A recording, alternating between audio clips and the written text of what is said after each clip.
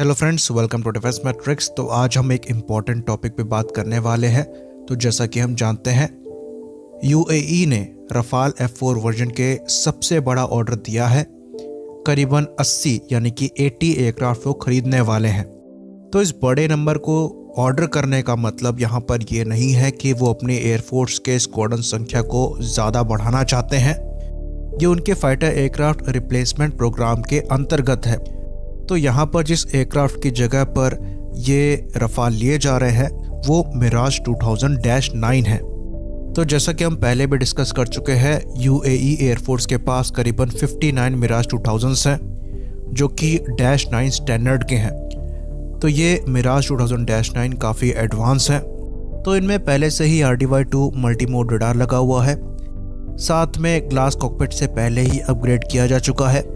Night vision goggle compatibility है, data link है, जायरो laser inertial navigation system है, navigation forward looking infrared system भी दिया गया है। साथ ही साथ इनफ्रारेड रिफ्यूलिंग और ऑटो थ्रॉटल की जो फैसिलिटी है वो भी पहले से अवेलेबल है। बाकी एयर टू एयर मिसाइल के तौर पर इसमें मीका IR और EM पहले से ही इंटीग्रेट करी जा चुकी है। ऑल्दो हमारे जो मिराज 2000s है वो थोड़े से और ज़्यादा मॉडिफाइड हैं।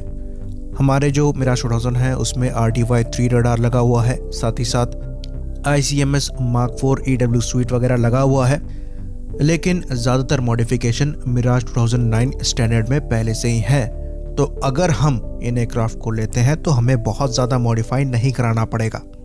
और एक और चीज़ यहाँ पर नोट करने वाली है वो ये है, इनके आधे मिराज 2000 जो हैं वो बहुत ही ज़्यादा नए हैं। उनकी डिलीवरी जो है वो 2003 में ही ली गई है। बाकी आधे जो हैं उनको 1983 में ऑर्डर किया गया था, पर उनका मॉडिफिकेशन जो है 2009 स्टैंडर्ड में उसे अर्ली 2000s में ही किया गया है। तो अब ये न्यूज़ निकलकर सामने आ रही है कि यूएई द्वारा 2027 तक अपने जो मिराज 2000 की फ्लीट है उसको रिटायर किया जा सकता है।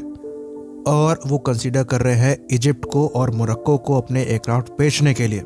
तो अगर रॉयल मोरक्कन एयरफोर्स की बात करें तो इनके पास सर्विस में मिराज F1 है, मिराज 2000 पहले से नहीं है। तो जैसा कि हम जानते हैं ये एयरक्राफ्ट अब फ्रांस में बनना बंद हो गए हैं। तो जो इनके पहले से ही ऑपरेटर्स हैं उनको इन्हें मेंटेन करने के लिए सेकेंड हैंड एयरक्राफ्ट लेने पड़ रहे हैं। तो एक ऐसी कंट्री जिनके पास पहले कभी ये एयरक्राफ्ट थे ही नहीं, उनको इन्हें मेंटेन करने में कितनी परेशानी आएगी इसका अंदाज़ा हम लगा सकते हैं। तो मोरक्को के लिए ये जो मिराज 2000s हैं ये ज़्यादा सेंस नहीं बनाते हैं। और अब हम बात करते हैं इजिप्ट की। तो जैसा कि हम जानते हैं इजिप्ट की जो एयरफोर्स है वो काफ़ी ज़्यादा वर्सेटाइल है। उनके द्वारा रशियन MiG-29M यूज़ किए जाते हैं करीबन 50 के नंबर में। Su-35 ऑर्डर किए गए हैं 30 के नंबर में। उसके बाद इनके पास मिराज 5 हैं, रफाल हैं, करीबन 30 ऑर्डर पे हैं, 24 पहले ही मिल चुके हैं। आगे F-16 के ये बड़े नंबर ऑपरेट करते हैं, करीबन 218 एयरक्राफ्ट हैं। बाकी ये मिराज 2000 की एक छोटी फ्लीट को ऑपरेट करते हैं जिसके अंतर्गत इनके पास 19 एयरक्राफ्ट हैं। तो अगर इजिप्ट की मिराज 2000 की फ्लीट की बात करें तो ये मिराज 2000 के पहले कस्टमर थे। इनके द्वारा ये एयरक्राफ्ट 1981 में ही ऑर्डर कर दिए गए थे और उस समय इन्होंने करीबन 20 एयरक्राफ्ट ऑर्डर किए थे, जिसमें से 16 जो हैं वो सिंगल सीटर थे। तो उसके बाद से इन्होंने कोई एयरक्राफ्ट ऑर्डर नहीं किए। बाकी उनके अपग्रेड की भी कोई रिपोर्ट नहीं आई। तो ऐसा लगता नहीं है कि जो इजिप्शियन एयरफोर्स है वो अपने मिराज 2000 की फ्लीट को लंबे समय तक के लिए मेंटेन करना चाहती है। हो सकता है जो एग्जिस्टिंग एयरक्राफ्ट हो उनकी फ्लीट को मेंटेन करने के लिए इनको और एयरक्राफ्ट की रिक्वायरमेंट पड़े, पर यूएई के पूरे 59 एयरक्राफ्ट ये नहीं खरीदने वाले। तो यहाँ पर मौके का फ़ायदा उठाकर इंडिया को नेगोशिएट करना चाहिए। हमारे द्वारा MiG-29 और लिए जा रहे हैं जिनको UPG स्टैंडर्ड में अपग्रेड किया जाएगा। साथ ही साथ हमें और मिराज 2000 लेने चाहिए और कम से कम इनसे 1 और 2 स्क्वाड्रन को इस्टेब्लिश करना चाहिए ताकि जो डिप्लीटिंग स्क्वाड्रन संख्या है उसको मेंटेन किया जा सके।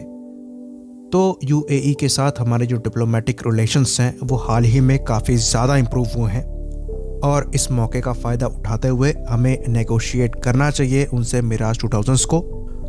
और उनके जो नए एयरक्राफ्ट हैं जिनकी डिलीवरी अर्ली 2000s में ली गई थी उनकी 30 से 40 एयरक्राफ्ट की फ्लीट को हम खरीद सकते हैं, जिनसे अगर हम 2 स्क्वाड्रन फॉर्म करेंगे तो ये हमारे लिए काफ़ी ज़्यादा यूज़फुल हो सकता है।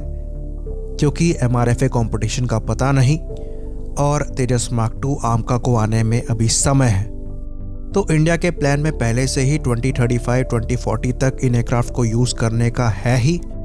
तो यहाँ पर अगर हम 2 और स्क्वाड्रन को ऐड करते हैं तो टोटल जो मिराज 2000 एयरक्राफ्ट के स्क्वाड्रन की संख्या होगी वो 5 हो जाएगी। साथ ही साथ 2 MiG-29 के भी स्क्वाड्रन बढ़ेंगे तो टोटल हमारे पास 4 एक्स्ट्रा स्क्वाड्रन हो जाएंगे। और जहाँ तक सिचुएशन लगती है ये काफ़ी डिसेंट प्राइस में हमें मिल सकते हैं। तो ये चीज़ देखने वाली होगी कि यहाँ पर हम कोई प्रोग्रेस करते हैं या खड़े खड़े इन एयरक्राफ्ट को बिकता हुआ देखते हैं। इसी बात पर इस वीडियो को ख़त्म करेंगे। लाइक करिए, सब्सक्राइब करिए। जय हिंद।